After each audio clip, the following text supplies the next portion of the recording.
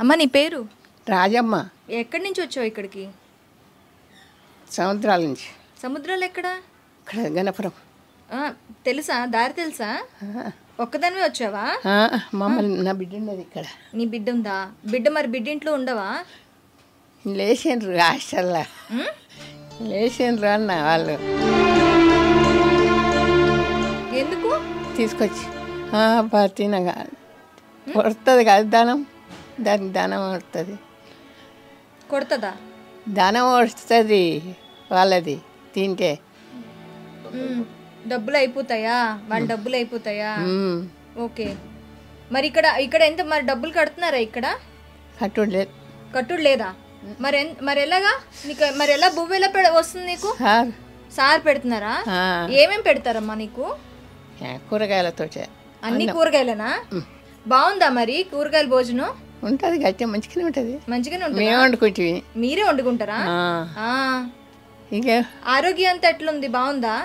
మంచిగానే. నా కాళ్ళు పని చేస్తా అంటే 3 ఒక్కలు 4 ఒక్కలు అయినాయి. దీనికి ఒక్కదానికి నడవనెత్తలేదు. అయ్యా. కళ్ళు పొర వచ్చింది. మరి నీ పని నువ్వు చేసుకుంటావా? ఏం లేదు. నా పని నేను బట్టలు బాసనలు తానం చేసుడు చేసుకుంటావా? ఈ ఏజ్లో కూడా నువ్వు చేసుకుంటున్నావు అంటే ఎంత గ్రేటో తెలుసా? అది ఏమంటారు వాళ్ళు, పని చేస్తలేవు అని అంటారు.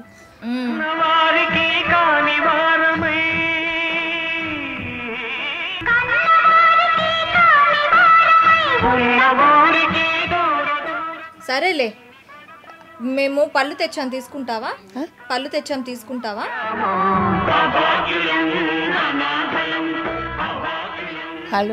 పళ్ళు తీసుకొచ్చాం తీసుకుంటావా? తింటావా పళ్ళు? కళ్ళు ఎక్కేది అయ్యా. ఇట్లా అడిగి తనాలని అంటాను. లేదు, తెచ్చాను, నీకోసమే తెచ్చాను. నా కోసానికే తెచ్చిన. అబ్బో, నిజంగా నీకోసమే తెచ్చిన. ఇగో చూడు. అమ్మా నీ పేరు? రత్నమ్మ. ఎక్కడి నుంచి వచ్చావు? నేను నంద్యాల నుంచి, కర్నూలు దగ్గర. మరి అక్కడ లేవా ఓల్డేజ్ హోమ్స్? నాకు తెలియవండి అవన్నీ. నాకు తెలియక. ఎవరు తెచ్చి దింపారు? అక్కడ నా బిడ్డ కర్ణాటకలో ఉంటే కర్ణాటక పోయింటి.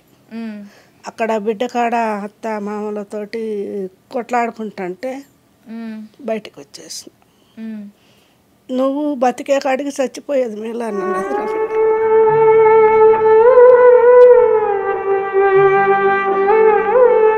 చచ్చిపోయేది మేళ, నువ్వు ఊరకెందుకు, నాకు బాధ అన్నది. ఆ మాటకు ఇంకా తట్టుకోలేక నేనే బయటికి దబ్బినట్టే నన్ను. మరి ఎవరు తెచ్చారమ్మా అక్కడికి? ఒక్కదాన్నే నేను. బస్ ఎక్కిచ్చింది వేరే జగ్గులూరు దగ్గర, అదే దమణగిరి దగ్గర జగ్గులూరు అనింది. జగ్గులూరు దగ్గర ఒక పల్లెటూరు. ఆ పల్లెటూరు నుంచి అది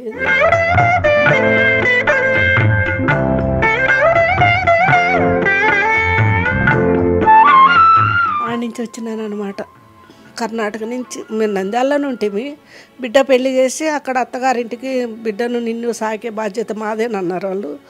అని నాకు ఏదో ఆరోగ్యం బాగాలేకపోతే తీసుకుపోయి సామాన్లు లేక ఏం లేక అన్నీ తీసేసింది బిడ్డ. ఒక బిడ్డనేనా? ఒక్క బిడ్డ. కొడుకులు లేకపోతే ఇంకా వాళ్ళు మా బంధువులే అని ఇచ్చిన. నేను అంత దుర్మార్గులు అవుతారని నేను అనుకోలేదు. కానీ నా బిడ్డను కూడా వాళ్ళకెళ్ళి మార్చుకొని ఆ పిల్ల ఫోన్ కూడా చేయకుండా అవుతుంది. ఒకసారి ముందు పోయి వచ్చినాను, మళ్ళీ తీసుకుపోయింది. మళ్ళీ 1 నెల 2 నెలలు ఉండలేక సార్ నా చేత కావడం లేదు, నేను ఉండలేను, నేను బతకలేను అని అంటే, చూసుకోరత్నమ్మ ఏదైనా కానీ బిడ్డ కదా, నువ్వు కొంచెం ఆలోచన చేసుకో, బిడ్డ కదా అని కూడా అన్నాడు. అంటే లేదు సార్ నా చేత కాదు, నువ్వు కాదంటే నేను చచ్చిపోయేదని అన్నా. అంత పని వద్దులే వచ్చేసేయి అన్నాడు. మళ్ళీ రెండోసారి, ఫస్ట్ సారి 3 ఏళ్ళు 4 ఏళ్ళు ఉండిపోయినాను. మళ్ళీ రెండోసారి వచ్చినాను. వచ్చేసే అంత బాధ ఎందుకు అయితే వచ్చేసేయను.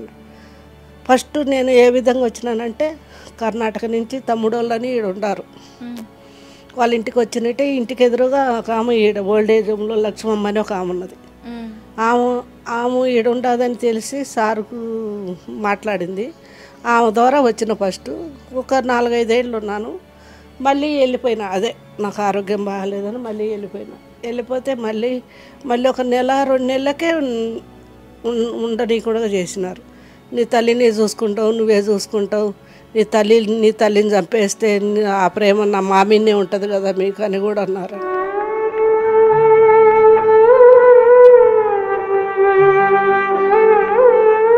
నీ తల్లిని చంపేస్తే ఆ ప్రేమ మా మీదనే ఉంటుంది నీకు. అంటే ఏంటి ఆ ప్రేమ? ఆమెకి మీ ప్రేమ పంచిచ్చేస్తుందని వాళ్ళకి బాధ.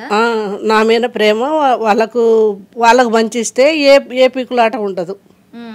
మా మీదనే ఉంటావు కదా నువ్వు, ఏ దిక్కు లేకుండా ఉంటే మా మీదనే ఉంటావు నువ్వు అనే ఆలోచనతో అన్నదాము అని. అంటే ఇంకా నువ్వు చచ్చిపోతే పీడ దిగిపోతుందమ్మా ఊరికెందుకు అని అంటే, ఇంకా సార్ ఇది పరిస్థితి అంటే మళ్ళీ రెండోసారి కూడా పిలుచుకున్నాడు. రెండోసారి వచ్చి ఈయనే ఉన్నా.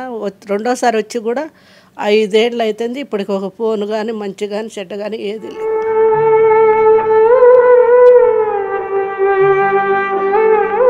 అదే నా పరిస్థితి. అన్నీ చూసుకుంటాడు.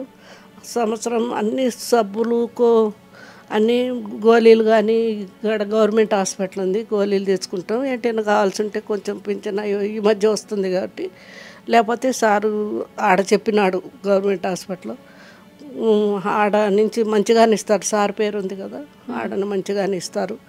మిగతాయి తెచ్చుకుంటాం కొన్ని. మళ్ళీ ఏం చేస్తాం, ఏంటైనా కావాలంటే కానీ ఇంకా అన్నీ కొబ్బరి నూనె, సరుపు, సబ్బు అన్నీ ఇస్తాడు. ఉదయం టిఫను, సాయంత్రం మధ్యాహ్నం అన్నము, రాత్రికి అన్నము, సాయంత్రం చాయ్, ఉదయం సాయంత్రం చాయ్, అదే రాగి జావా అవి ఇవి అన్నీ. ఎండలకాలం వస్తే ఏంటంటే ఆయనకు ఇష్టం వచ్చినప్పుడు కర్బూజ పండ్లు అవి ఇవి ఏంటి పండ్లు కానీ అవి కానీ ఆయన హృదయపూర్వకంగా అన్నీ తెచ్చి పెడుతుంటాడు. ఆయన హృదయాన్ని బట్టి మేము సార్ను వదిలిపోబుద్ది కాదమ్మా మాకు. ఈడింత బాగా చూసుకుంటే కాడ మాకు ఏమి పోబుద్ది కాదు. కానీ పిలిచకపోయినా కానీ వాళ్ళ కాడ ఉండలేమమ్మ మేము. అటువంటి పరిస్థితి ఏర్పంచినారు వాళ్ళు. చంపేయి అనే కిందటనే ఉండారు వాళ్ళు మొత్తం. ఇప్పుడు ఇక్కడికి వచ్చి మొత్తం ఒక 8 ఏళ్ళు అవుతుంది. 8 సంవత్సరాలు అవుతుంది. మొత్తం 8 సంవత్సరాలు దాటిపోయింది. మరి ఇప్పుడు మీ అమ్మాయి వచ్చి పిలిస్తే పోతారా? పోను. వచ్చి చూసిపోవాల్సిందే కానీ పోను. నేను వస్తూ ఉంటుందా పోనీ చూడడానికి రాదు. అసలు ఇంతవరకు పోనే లేదు. ఫోన్ కూడా లేదు, ఏమీ లేదు. మా అక్క కూతురు ఉంది. మా అక్క కూతురు తమ్ముడికి ఇచ్చినాము. ఎప్పుడన్నా పోతే అడిగిపోయి పింఛన్ తీసుకుని ఒక రోజు ఉంటే ఉంటా, లేకపోతే లేదు. ఈడ మా తమ్ముడు మా చెల్లెలు ఉంటారు. తాత పింఛన్ వస్తుందా మీకు? ఈ మధ్య 1 సంవత్సరం అవుతుంది రాబట్టి. అంతకుముందు నంద్యాలలో ఉన్నాను కదా, ఆడలేని కొట్టేస్తే ఈ నుంచి ఆడికి ఆడికి ఈడికి మార్పించలేకి చాలా ఏళ్ళు 7-8 ఏళ్ళు పట్టింది. పింఛన్ కూడా లేకుండా కానీ ఇబ్బంది పడ్డా. అలాంటప్పుడు సార్ అన్నీ ఇచ్చి ఆదుకున్నాడమ్మా మమ్మల్ని.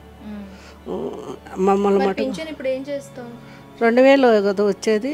ఏం చేస్తుండే, నాకు హార్ట్, బీపీ, షుగరు అన్నీ ఉండేవి కదా. ఏందన్నా అవసరాన్ని బట్టి 1200 ఎంత అవుతాయి. మళ్ళీ కొన్ని మాత్రలు అవి పెట్టుకుంటా, మళ్ళీ మిగతాది ఉంచుకుంటా. అంతే 400-500 ఎంత మిగులుతాయి అంతే.